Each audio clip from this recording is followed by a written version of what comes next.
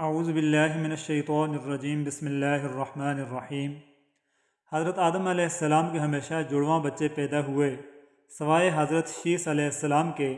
حضرت آدم علیہ السلام کے یہی نیک و پاک باز بیٹے سرور کائنات آقائے دو جہاں حضرت محمد صلی اللہ علیہ وآلہ وسلم کے جد امجد ہیں، جن کو اکیلا پیدا کرنے کا مقصد ہی یہی تھا کہ حضور نبی کریم صلی اللہ علیہ وآلہ وسلم کے جد امجد کی پیدائش میں کوئی شراکت دار نہ ہو جائے۔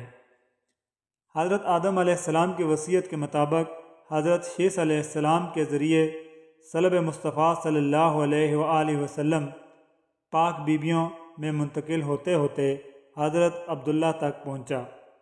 امام بہقی حضرت عبداللہ بن عباس سے روایت کرتے ہیں کہ نبی کریم صلی اللہ علیہ وآلہ وسلم نے فرمایا، میں زمانہ جاہلیت کی کسی برائی سے متولد نہیں ہوا حتیٰ کہ میں ہمیشہ اسلامی نکاح سے ہی پیدا ہوا۔ اور حضرت علی کرم اللہ وجہہ سے مروی ہے کہ حضور علیہ السلام نے فرمایا، میں نکاح سے پیدا ہوا ہوں، صفاح جاہلیت سے نہیں، یہاں تک کہ حضرت آدم علیہ السلام سے لے کر اب تک میری ماں باپ کبھی جاہلیت کے زنا و صفاحت کے قریب تک نہیں گئے۔ ایک اور حدیث میں فرمایا کہ حق تعالیٰ نے مجھے ہمیشہ اسلاب طیبہ سے ارحام طاہرہ مصفہ مہذبہ میں منتقل فرمایا۔ ان میں جب بھی دو قبیلے بنتے تو مجھے بہترین قبیلہ میں رکھا جاتا۔ حضور نبی کریم صلی اللہ علیہ وآلہ وسلم اکثر فرمایا کرتے تھے کہ میں ہمیشہ اسلاب انبیاء میں منتقل ہوتا رہا یہاں تک کہ اپنی والدہ سے پیدا ہوا۔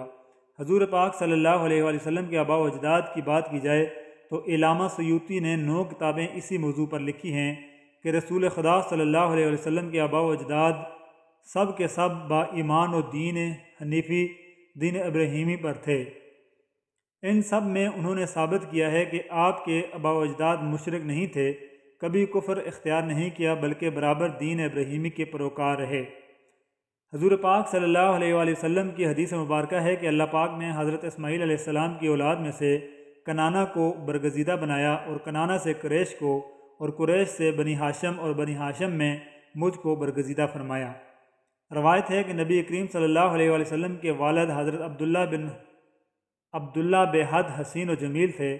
ان کے حسن کا چرچا پورے عرب میں مشہور تھا، چرچا ہوتا بھی کیوں نہ، آخر والضحیٰ کے چہرے والے مصطفیٰ صلی اللہ علیہ وآلہ وسلم کے باپ جو بننے والے تھے۔ قریش کی عورتیں حضرت عبداللہ کے حسن و جمال کی طالب بن کر سر راہ نکلا کرتیں تاکہ ان کی اپنی جانب متوجہ کر سکیں۔ اہل کتاب بعض نشانی اور علامات سے یہ جان چکے تھے کہ نبی آخر الزماں حضرت محمد صلی اللہ علیہ وسلم کا وجود گرامی حضرت عبداللہ کے صلب میں ودیعت ہے، اسی لیے وہ حضرت عبداللہ کی جان کے دشمن ہو گئے تھے۔ اصل میں وہ چاہتے تھے کہ جیسے انہی کے خاندان میں نبی ہوتے آئے ہیں اب بھی ایسا ہی ہو، وہ اور آخری نبی بھی انہی کی نسل سے ہو۔ اس لیے انہوں نے حضرت عبداللہ کو شہید کرنے کا منصوبہ بنایا۔ ایک دن حضرت عبداللہ شکار کرنے کے لیے تشریف لے گئے تو اہل کتاب کی ایک بہت بڑی جماعت شام کی جانب سے تلوار سونت کر حضرت عبداللہ کے قتل کے ارادے سے نمودار ہوئی۔ حضور اکرم صلی اللہ علیہ وآلہ وسلم کی والدہ ماجدہ کے والد حضرت وہب بن مناف بھی جنگل میں موجود تھے۔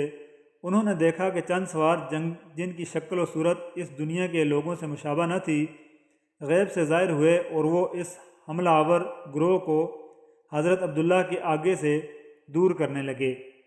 وہب بن مناف نے گھر آ کر اپنے گھر والوں سے کہا کہ میں چاہتا ہوں کہ اپنی بیٹی آمنہ کا نکاح حضرت عبداللہ بن عبد المطلب سے کر دوں، اور پھر یہ بات اپنے دوستوں کے ذریعے حضرت عبد المطلب کی خدمت میں پہنچائی۔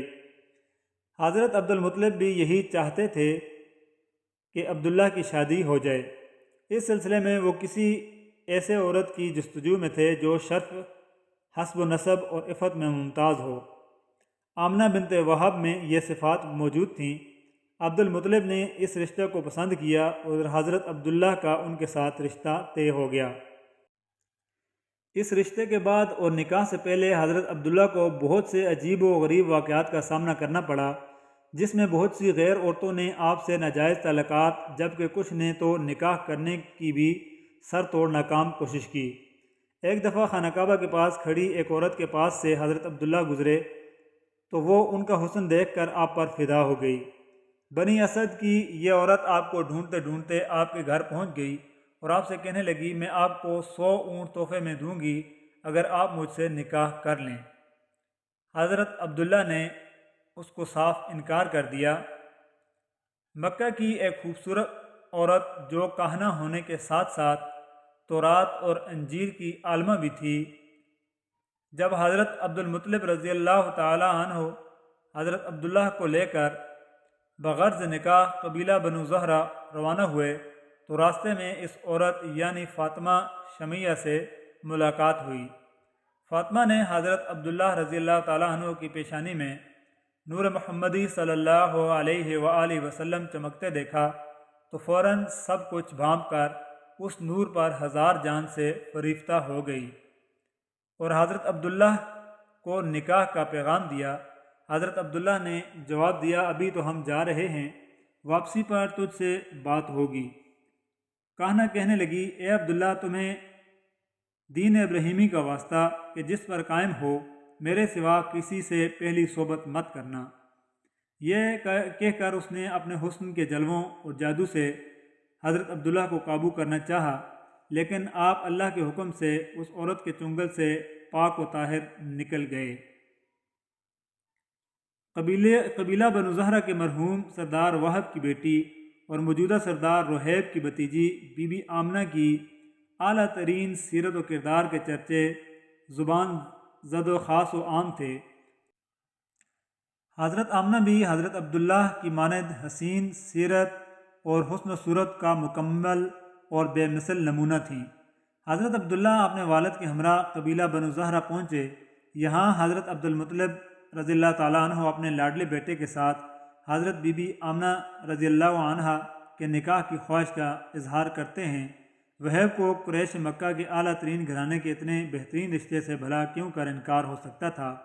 چنانچہ حضرت عبداللہ کا نکاح حضرت بی بی آمنہ رضی اللہ تعالیٰ عنہ سے ہو جاتا ہے اور یوں دو پاکیزہ روحیں نکاح کے مقدس بندھن میں بندھ جاتی ہیں۔ حضرت عبداللہ رضی اللہ تعالیٰ عنہ تھوڑا عرصہ وہاں قیام کرنے کے بعد اپنی عفت مآب دلہن کو لے کر واپس مکہ آ جاتے ہیں۔